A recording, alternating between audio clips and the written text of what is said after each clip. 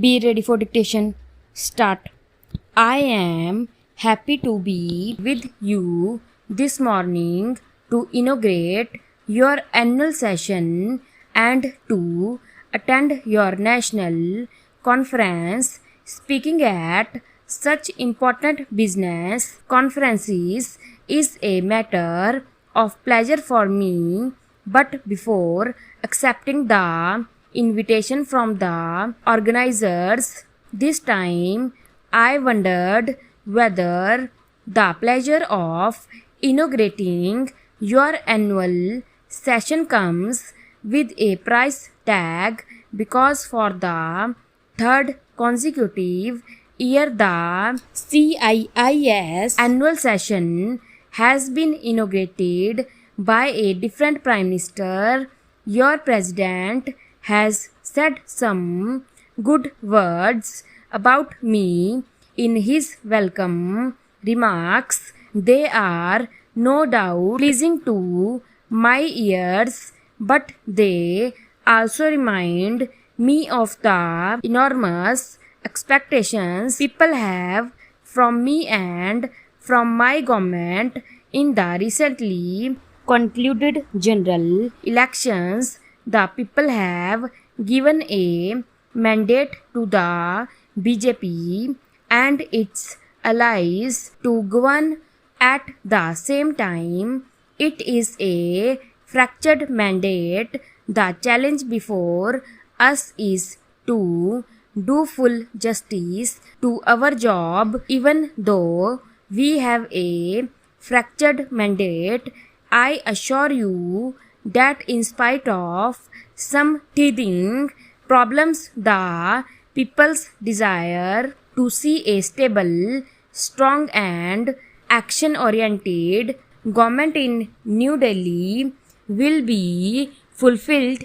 We have accepted the challenge. The theme for this conference, bringing growth back, economy, education and employment, captures in a nutshell the main thrust of our national agenda for governance, which is the blueprint for our policies, and as such there is a happy convergence of the government and the Indian industry. Such a participating relationship will enable India to realize her full potential of economic growth and the well-being of our people. I have good reason to be emphatic on this point today. Not only the global standing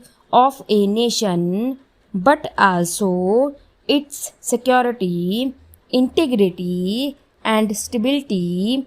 Indeed, its very existence as a nation is dependent on its economic strength. I therefore firmly believe that the time has come to insulate the nation's economy as much as possible from the turmoil in its democratic polity. It is high time all sections of our society, including those in business, industry and politics, sink their partisan obsessions and focused their attention on the all-important national imperative: growth, more growth and still more growth.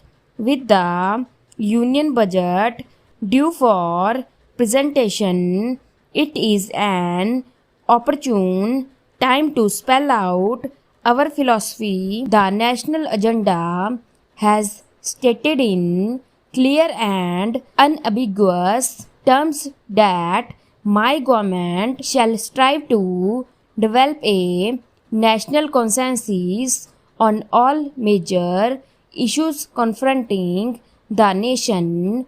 The problems facing the Indian economy are too many, too complex and far too important to be subjected to a partisan approach. We simply cannot afford to play politics with the nation's economy anymore.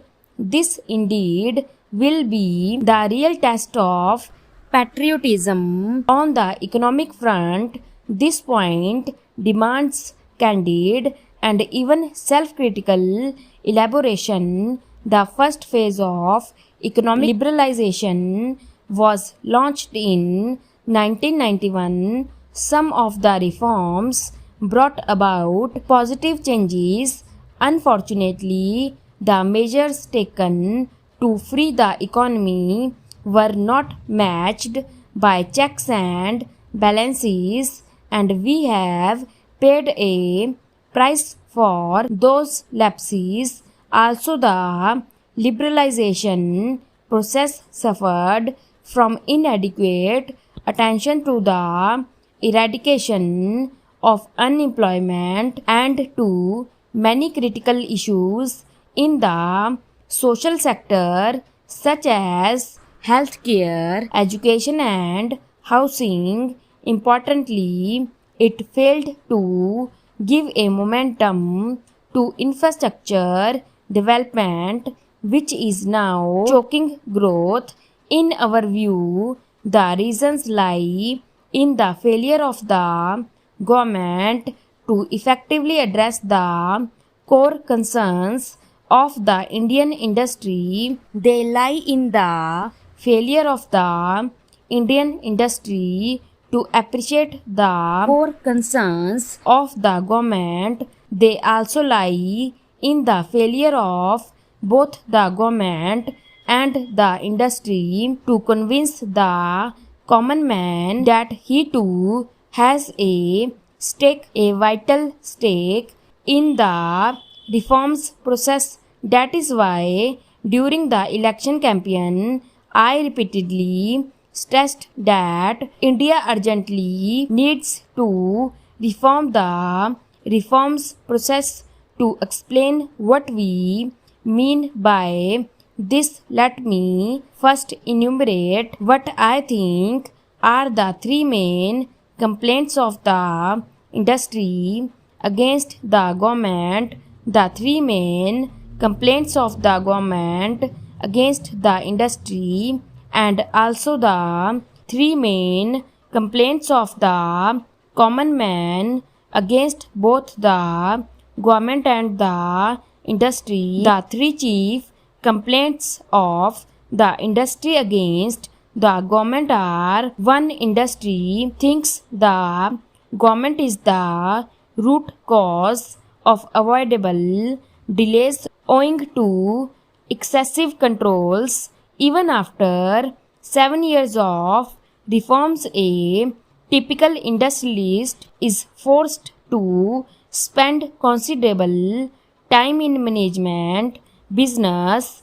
2. Industry complains that the government takes too much but provides too little and that too haphazardly. 3. The government is in all those areas of business in which it had no business to be there in the first place. Now let us look at the three chief complaints of the government against the industry. 1. Government feels that the industry does not share its social objectives. 2. The industry wants the government to govern well, stop